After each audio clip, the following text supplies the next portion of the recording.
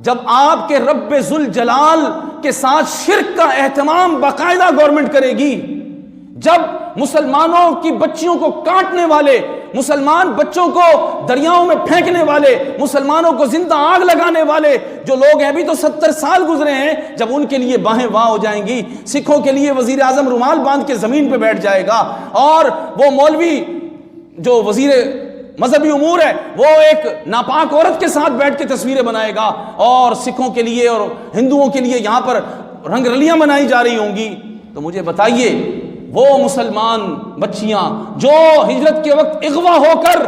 سکھوں کے گھر میں رہ گئی تھی، اور ان سے جو بچے جنے گئے وہ سکھ کہلا رہے تھے، آپ کو یاد نہیں ہے ان کے ظلم و ستم کی کہانیاں؟ اب آپ نے سب کچھ بھلا دیا، اور ساتھ ساتھ پھر کہتے ہیں جی مولانا صاحب لوگوں کو چاہیے کہ بس سیدھا سیدھا نماز پڑھائیں۔ ہم نے سیدھی سیدھی نماز تو پڑھانی تو ہے، لیکن اس کے ساتھ ساتھ آپ کے ایمان کو جگانے کے لیے بھی ہماری ڈیوٹی لگی ہوئی ہے، آپ کو حقیقت سے آشنا کرنا یہ ہمارا فرض ہے ممبر کا، یہ ہم نے کرنا ہے۔ ہاں نصیب اس کا جن لوگوں نے ووٹ دیا تھا نا تبدیلی کے نام پر، ان کو مبارک ہو تبدیلی، اور اب تبدیلی کا مزہ بھی چکھے ذرا۔ ہندوؤں کی جو پرستش ہوگی، ہندو جو پرستش کریں گے، سکھوں کے لیے جتنے بھی دروازے کھولے گئے ہیں، قادیانیوں کے لیے جو راہداریاں کھولی جا رہی ہیں، ملک کے اندر افلاس اور بھوک کا جو بازار گرم کیا گیا ہے، مسلمانوں کے ساتھ جو ظلم و ستم یہ حکومت کر رہی ہے، اس میں ووٹ دینے والے برابر کے شریک۔ کیوں؟ آپ کوئی روٹی کان میں ڈالتے تھے؟ آپ کو اللہ نے گھاس کھانے والا جانور بنایا ہے؟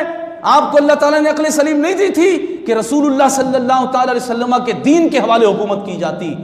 نظام مصطفیٰ کے حوالے حکومت کی جاتی؟ پھر آپ دیکھتے کہ اللہ تبارک و تعالیٰ نے اس نظام میں ایسی برکت رکھی ہے کہ صرف چند دن ہی گزرنے تھے، ملک کے اندر کوئی زکوٰۃ لینے والا بھی نہیں ہوتا، لینے والا بھی نہیں ہوتا، ہم دوسرے